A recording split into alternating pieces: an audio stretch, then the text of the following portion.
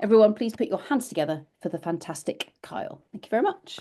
Thank you so much. And so glad to be here. Sarah, I always feel so comforted and welcomed in this environment. And I just love how you move us through all these conversations. I love the big brains around the table.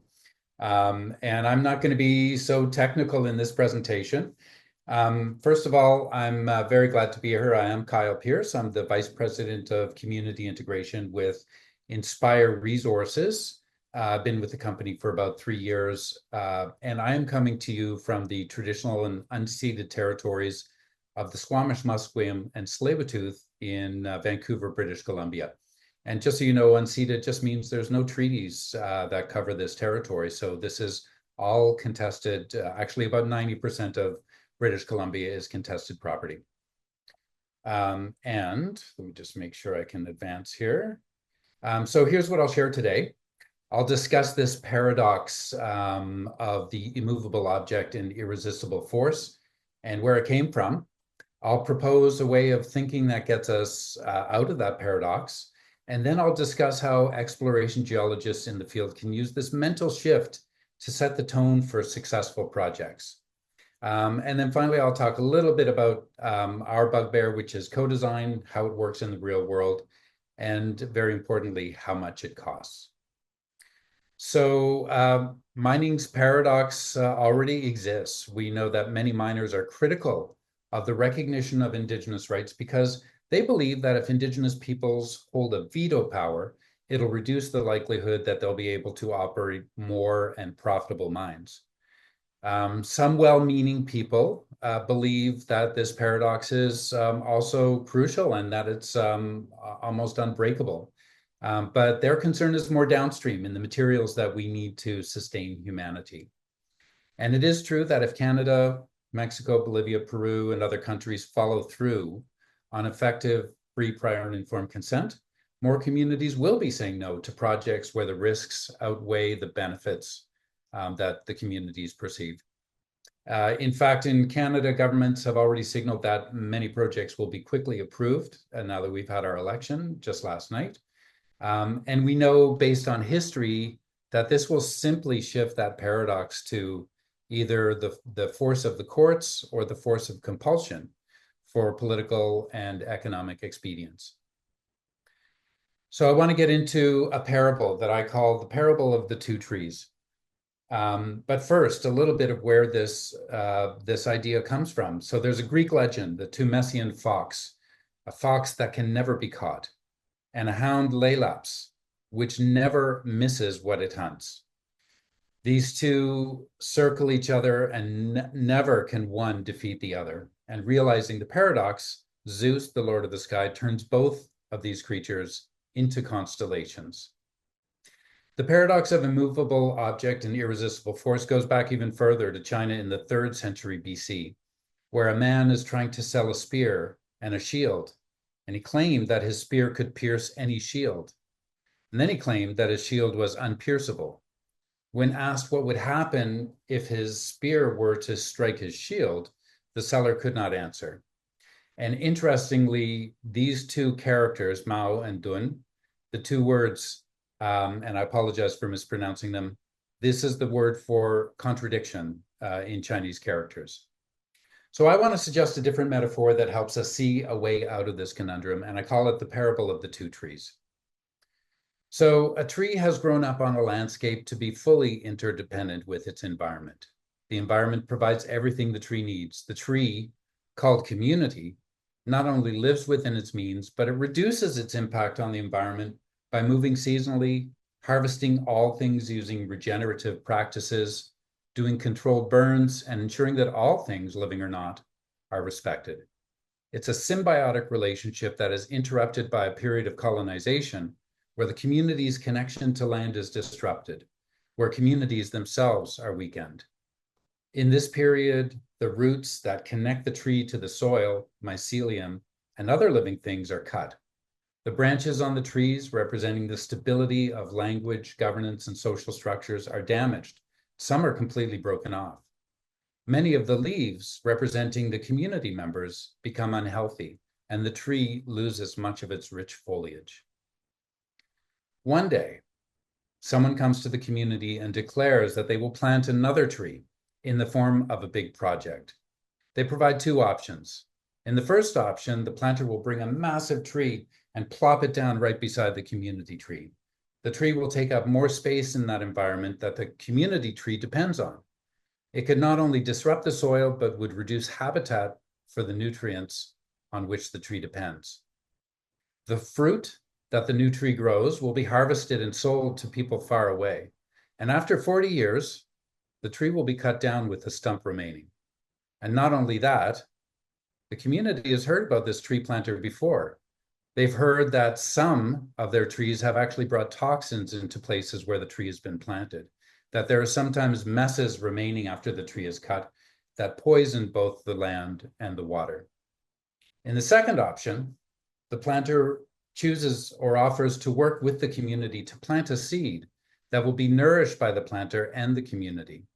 Both will pick the spot, and the branches and roots will be pruned so that it has minimal negative impact on the first tree or the environment.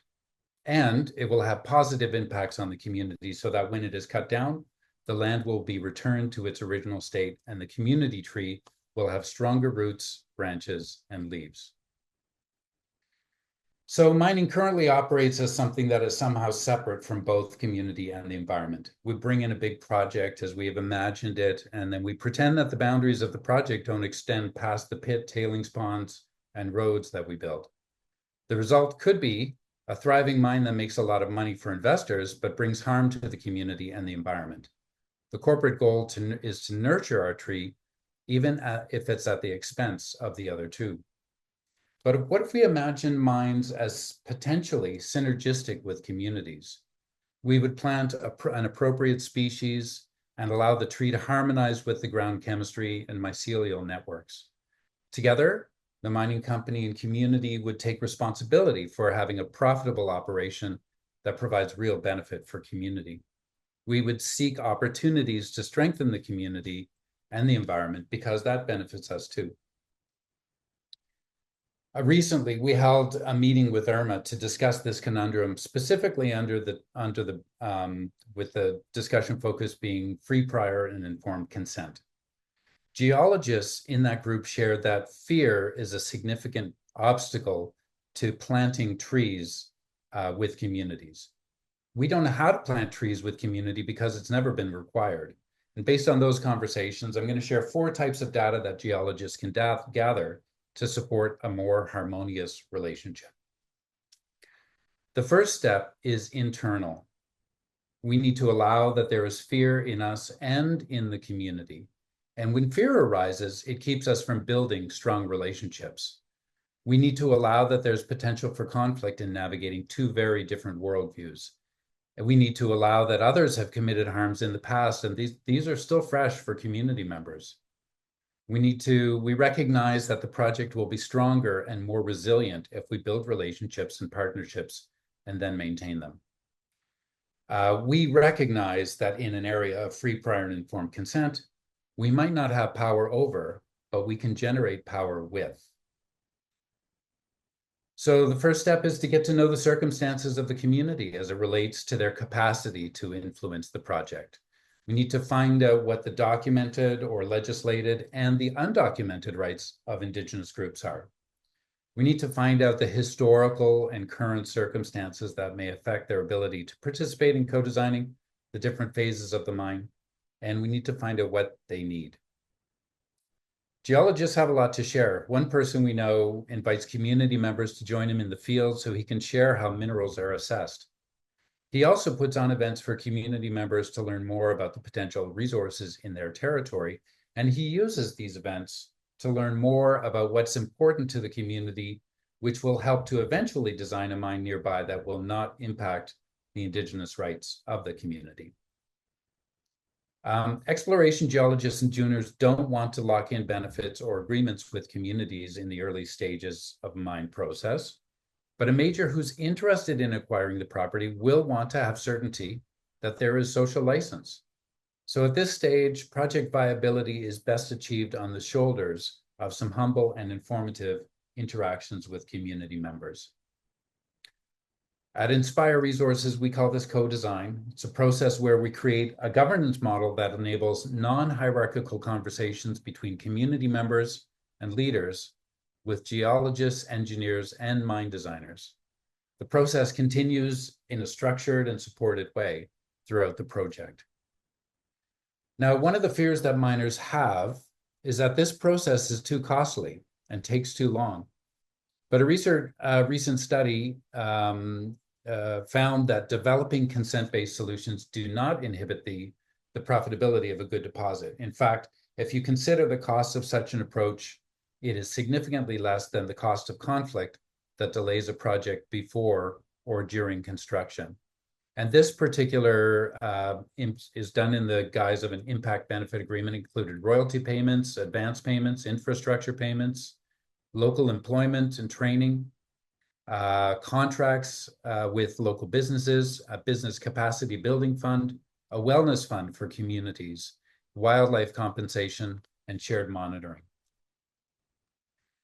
Now, it's hard to find direct examples of co-design because miners use negotiation as a way to identify what each party wants. And it's even harder to find examples of this happening without a period of strife and conflict and ultimately driving both forces to the negotiating table.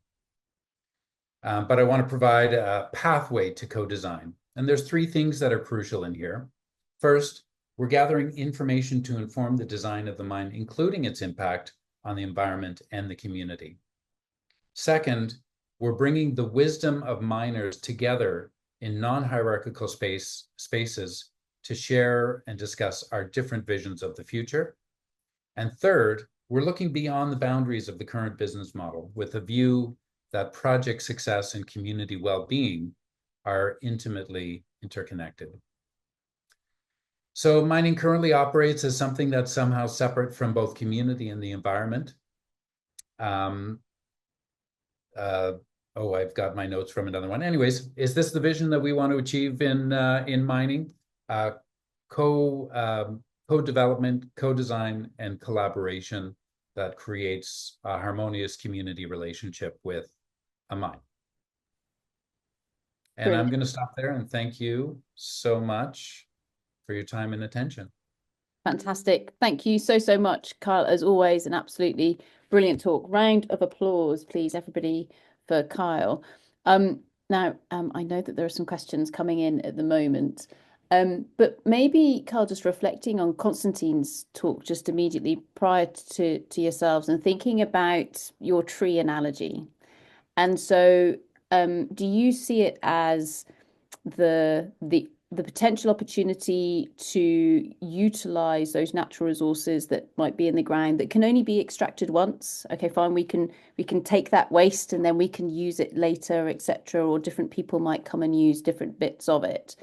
In terms of that co-design, is that thinking about what does that ecosystem look like hundreds of years into the future, or kind of what's that timeline scope with regards to that co-design that you're describing?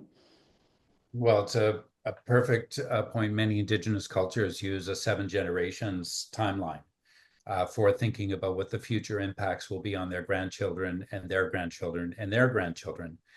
I think this is where worldviews clash, and we have short-term profitability curves. But I think the other thing is that, what struck me with Constantine, with your presentation, Constantine, is that these infrastructure projects last a long time.